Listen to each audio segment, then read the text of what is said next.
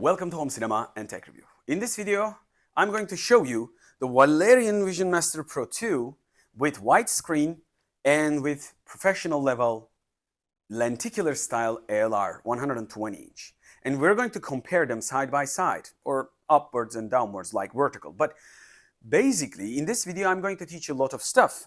So in order for you to spend a little time in this video, before that, don't forget to like, subscribe, and hype the videos if you can, and write the comments, ask your questions. And with that being said, let's get started to the video. First, I want you to see the distortion on the worst case scenario, cheapest screen that you will probably see on the net. This is a white, cheap, non-tension screen.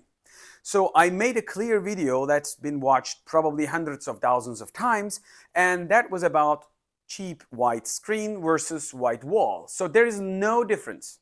Literally near no difference between the cheapest motorized or non-motorized screen, non-tension ones, and the white wall. So I recommend you to, if you're planning to white cheap screen with a Valerion, skip that part. If you're planning white screen with any cheap projector, you can also skip that part too. Try to find yourself a white wall. If you don't have a white wall, okay, you don't have too much of a choice. You got to buy a white screen. So first thing is first. Right now the video is auto exposed. So room is quite a bit of lit, but you're going to see the walls and around me place like a little gray. So that's why you're seeing the distortion of the screen, and when I move, you see probably this ripple effect. The reason is this is not a tension screen, and my wife's aesthetical curtains that probably don't do any real job, but rather than standing cool around the edges, of course you can close them down, but basically they push this curtain into the front, so that creates kind of like a wobbly effect because it has no tension. So this tension problem will distort your visual, okay? With that being said, I'm going to open up the Valerion Vision Master Pro 2. While it's opening, these distortions will distort your image. When the thing's moving sideways or going forward, things will, change the shape of their own. So how worse your tension is going to define how worse your distortion could be on your visual. So you gotta have a tension screen, whether you buy a white screen or ALR screen. That's obvious. If there's no tension, just gather your money, wait a while. The second thing that you have to know for this video, by the way, you're seeing probably quite a bit of bad blacks. The reason is there's a curtain without any sunshade, and this curtain has a sunshade, but this is a sunny summer day, and it's 11 o'clock, so it's quite like a harsh daylight time. So right now, what we have is 100 lux around here, and around here again 100 lux level. So if I push around here, again it's moving 120 to 140 around here. So if I open up this, it will twice the amount of light. So the amount of light that comes to the screen is going to be like probably 200 to 250 lux level. So what's going to happen is that amount of light will of course kill the contrast. So what I'm going to do, I'm going to open up the picture, one video from YouTube. So let's hit the back, and yep, we got to hit that thing again. What happens is, okay, another commercial. But meanwhile, I gotta, raise up the screen so you can have the idea to see this difference. This is a tension lenticular ultra short throw screen, but it works when you drop down your projectors onto the ground level or something between. Clearly you can see the contrast difference. The scenes that are darker going to be little lighter than what I see because the camera is trying to compensate in the dark for the dark scenes. So you're not seeing the black levels that I see in this section, but you can clearly see the difference because same picture in the same place with different screens. That's I wanted to show you. But since it's an auto exposed scene, if I expose for the brightness of the image, the room will look like a dark near end of the day, like an afternoon kind of like light setup, but I don't want you to see that. So I'm going to walk inside of the room a little bit, at least turn the camera to show you what happens, okay, when I return this way. You can see there is no sunshade on this part, and there is a sunshade on this part, and you can clearly see the picture quality. And it's the color shifting that you see happens because of the shutter speed of the camera. It has to be. I can't adjust that because it's auto exposed. What I'm going to show you, I'm going to also close all the mechanic systems that will block the light. Let me just rotate around here. As you can see, the system is closing. So the motorized system is killing the ambient light. That's what I love about this room setup. So I can control the light any way that I like. So in this scene, you might see there is not much of a difference, right?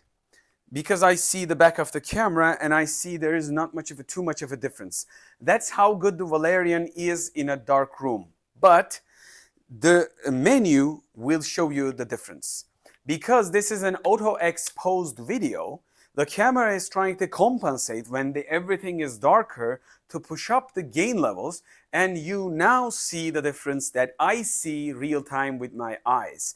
So this is the contrast that you see, but actually you're going to see a lot less contrast than I see. So I am seeing quite a bit of blacks can be achievable with a white screen. So this is way better black than you see. But I want you to see the two difference side by side. So the difference between the professional level ALR and the white screen is quite a lot. But in order for you to understand that difference, you need to see them side by side. Other than that, normally, if I drop it down, okay, if I drop down the screen and open up a video, that's one of the things that things change. Valerion has extreme contrast. So can you use it with a white screen? So this is basically a video. Let me just skip this part. And we're going to continue to play the video. Voila, you got quite a bit of TV style picture. So if you don't see it side by side with an ALR, you will clearly think this is kind of like a TV level of picture. Since the camera is compensating for exposure, you'll see what I see right now. And our eyes does the same stuff. What's happening is our eyes just dims the amount of brightness that goes through our eyes. So that's why when in the dark room, we are focused on the darkest areas because our eyes adjust. Since the room gets darker, our eyes irises are opening, trying to get more light. And when that happens, you try to focus on the darker colors and what happens to the contrast. And when that happens, if you see the same picture with ALR, you understand this level of colors like around here will quite a bit of having a differentiation between two. But in this section, this is a section that the picture is quite bright, camera exposed to the bright scene, that you can't understand what is what in the difference section. So that's why I wanted to show you with the fixed exposure. You can't really see the difference that I see in this black and in this black level. This is like a TV level. This is a best of a projector level on a white screen. So both of them are good. There's nothing wrong with the Valerion's quality on a white screen. So you might think in the future process an upgrade with ALR. And if you're going to use it in a lit environment, you already know what I'm talking about. Let me just go back to the menu again and show you the menu difference, okay? The camera is exposuring automatically, so basically you're seeing a quite similar picture, just a line into them. But once the room is getting to the light, like this, the things are opening, and let's go back. This is what you're going to see, night and day. So if you have a zero light room setup that you can block entire light or create a man cave style dark room, Valerion will be perfect for even with a white decent wall. So you don't have to even buy a screen. But if you have a tension screen with a higher gain or more particles, then you will get a little bit of more texture, a little bit more sharpness. So all those little bit of things will apply to your visual quality. And if you get a tension screen, you might later on upgrade from a Valerion long throw to maybe AWOL Vision Ultra short throw. Who knows if you got the budget. So you must think according to your future setup, and also you must think how much black that you need in a dark room and in the lit room. In the lit room, you definitely need, whether if it's a Valerion or 3 times expensive GVC, it doesn't matter. If you don't have an ALR, you have to block the lights entirely, otherwise you won't get the effect.